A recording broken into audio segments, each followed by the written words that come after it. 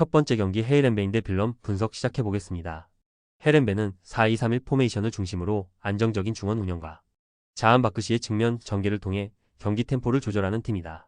랄리스의 제공권과 연계가 위협적이며 스만스는 2선에서 공격 조율과 침투 타이밍을 조절하는 핵심 역할을 맡고 있다. 보우니에비치 이탈로 수비 라인의 안정감이 다소 저하되긴 했지만 빌렘투의 공격력 부진을 고려하면 치명적인 약점으로 작용하지는 않을 가능성이 높다. 홈에서는 전방 압박을 기반으로 높은 볼 점유율을 유지하며 경기를 지배하는 흐름이 자주 연출되고 있다. 빌렘투는 3-5-2 포메이션을 사용하며 캐러와 메르벨트의 측면 전개를 중심으로 역습 타이밍을 노리는 운영을 시도하지만 완성도는 떨어진다. 주전 스트라이커 바이센이 징계로 결장하고 마티우와 티르판 등 다수의 주전 자원이 부상으로 이탈하며 공격력은 사실상 반쪽짜리 수준이다. 최근 리그 10경기에서 단 1승도 없으며 현재 5연패 중일 정도로 경기력과 분위기 모두 최악이다. 수비 라인의 간격 유지도 불안정하며 상대의 전방 압박에 쉽게 실수를 유발하는 장면이 반복되고 있다. 빌렘투는 핵심 공격 자원의 징계 이탈과 5연패의 흐름 속에 수비 조직력까지 무너진 상태로 반등의 기미가 보이지 않는다. 헤렌베는 자한 바크시를 축으로 한 측면 전개와 전방 압박으로 경기 주도권을 확보할 가능성이 높고 홈 경기에서 강한 모습을 보이고 있어 유리한 흐름을 만들어낼 것이다. 전체적인 전력 밸런스와 분위기를 고려할 때 헤렌벤의 승리 가능성이 매우 높다.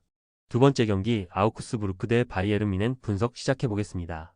아우크스부르크는 최근 리그에서 3경기 연속 무패를 기록하며 하위권 팀들과의 격차를 벌려가고 있다.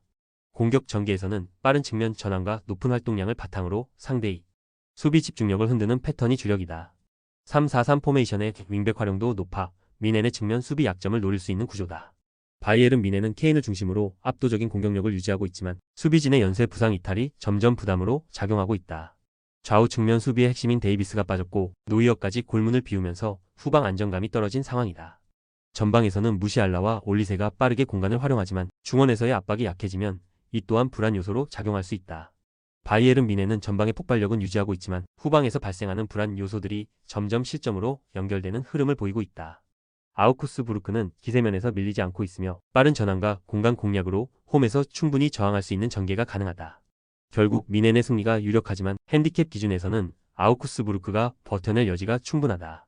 세 번째 경기 제노아 대 우디네세 분석 시작해보겠습니다. 제노아는 안정적인 4-2-3-1 포메이션을 기반으로 측면과 중앙에 균형 있는 전개를 시도하고 있다. 자놀리와 미레티가 측면에서 볼을 풀어주는 능력이 뛰어나며 피나몬티는 박스 내 움직임과 위치 선정이 날카롭다.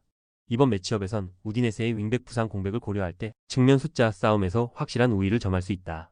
우디네세는 기본적으로 중앙 밀집도를 높여 점유율을 확보하는 전술을 구사하지만 빠른 전환과 좌우 전개에는 한계가 뚜렷하다.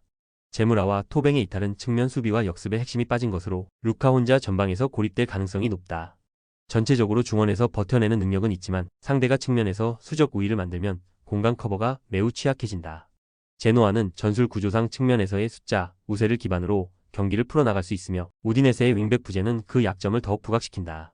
우디네세는 중원에서는 버틸 수 있으나 측면 공세에 대한 대응력이 부족해 전체적인 수비 블록이 흔들릴 가능성이 크다. 결국 이번 경기는 제노아가 홈에서 효율적인 공간 활용을 통해 우세한 흐름을 만들 수 있는 구도다. 네 번째 경기 오지시 니스 대 낭트 분석 시작해보겠습니다. 니스는 리그 최고의 실점 억제력을 바탕으로 상위권을 유지하고 있다. 하지만 이번 경기에서는 수비의 핵심인 단테와 바드가 모두 결장하면서 포백이 아닌 3백 운영에 심각한 공백이 예상된다. 후방 빌드업이 약화될 경우 중원과의 연결고리도 무너져 전방 압박 효율이 떨어질 수 있다. 앙제는 강등권 싸움에서 벗어나기 위해 강한 동기부여를 지니고 있으며 전방에 배치된 모스타파, 모하메드를 중심으로 빠른 역습 전개에 능하다. 4-2-3-1 포메이션 특성상 수비적으로도 안정적이면서도 상대 윙백이 올라설 때 그 공간을 집요하게 공략할 수 있다. 양팀 모두 카드 이슈가 있지만 니스의 손실이 더 치명적이며 경기 흐름도 앙제의 역습 중심으로 전개될 가능성이 높다. 수비진 중심축이 빠진 니스는 평소와 같은 전방 압박과 안정적인 빌드업이 어려울 수밖에 없다. 앙제는 실리적인 전개로 상대 빈 공간을 충분히 노릴 수 있으며 집중력만 유지된다면 승점 확보 가능성이 높다. 경기 양상은 니스의 지배 속에 앙제의 역습 찬스가 반복되는 구도로 흐를 전망이다. 다섯 번째 경기 블랙번 대 미들즈브 분석 시작해보겠습니다. 블랙번은 4-4-2 포메이션 아래 오아시와 우드로를 축으로 안정적인 측면 전개를 기반으로 공격을 시도하는 팀이다. 돌란의 활동량과 압박 참여가 높아 전방 압박 시 상대를 효과적으로 몰아붙이고 있지만 현재 바이만과 카르고보 등 중원의 핵심 자원들이 동시에 이탈하면서 미드필드 중심축에 심각한 전력 누수가 발생했다.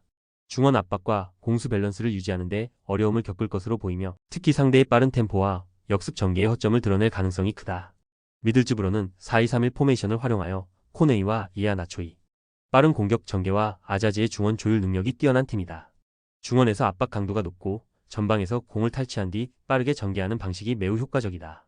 에드먼드슨과 레니안 등 수비 라인의 핵심 선수들이 이탈한 상태이긴 하지만 공격 전개 완성도가 높아 블랙번의 불안한 중원 라인을 충분히 공략할 수 있을 것으로 보인다. 블랙번은 중원의 부상 공백으로 수비와 미드필드 간 연결이 매끄럽지 않을 전망이며 미들즈브로의 이에아나초와 아자지의 날카로운 공격 전개가 이를 효과적으로 공략할 가능성이 높다. 미들즈브로가 흐름상 우위를 점할 것으로 보이며 공격적으로 경기 흐름을 주도할 것이다. 여섯 번째 경기 라요 바이카노 대 에스파뇰 분석 시작해 보겠습니다. 라요는 현재 리그 7위로 유럽 대항전 진출을 노리고 있는 팀이다. 하지만 수비의 중심인 세르히오 카메와 무민이 부상으로 이탈하면서 중앙 수비 안정감이 크게 떨어졌다. 측면 공격의 핵심인 알바로 가르시아까지 결장하면서 공격 전개 시 전방 연결의 흐름도 끊긴 상태다. 은테카와 팔라존을 중심으로 한 공격 라인은 여전히 위협적이지만 빌드업 단계에서의 불안은 경기 전반에 걸쳐 노출되고 있다. 에스파뇰은 현재 리그 16위로 강등권을 가까스로 벗어난 상황이다. 호세 그라에라가 부상으로 빠졌지만 로베르토 중심의 중앙 조직력은 최근 들어 견고해지고 있다. 푸아도와 카레라스를 활용한 측면 돌파가 인상적이며 최근 3경기에서 2승을 거두며 반등 흐름을 타고 있다. 강등권과의 승점 차이를 더 벌리기 위해 이번 경기 역시 적극적인 운영을 펼칠 가능성이 높다. 라요는 홈 이점을 가지고 있지만 수비에 핵이 빠진 상황에서는 불안이 크다. 에스파뇰은 실리적인 운영과 빠른 전환을 통해 약점을 파고들 수 있는 팀이다. 동기부여 또한 확실한 에스파뇰이 승점 3점을 가져갈 가능성이 높다. 조합은 아래 고정 댓글 링크로 편하게 말 걸어주시면 조건 없으며 스포츠를 좋아하시는 분들이라면 모두 환영합니다. 스포츠 당첨 어렵지만 그건 어떻게 하냐의 차이입니다. 두 눈으로 어떤 차이인지 직접 확인하시고 우리 모두 같이 승리합시다.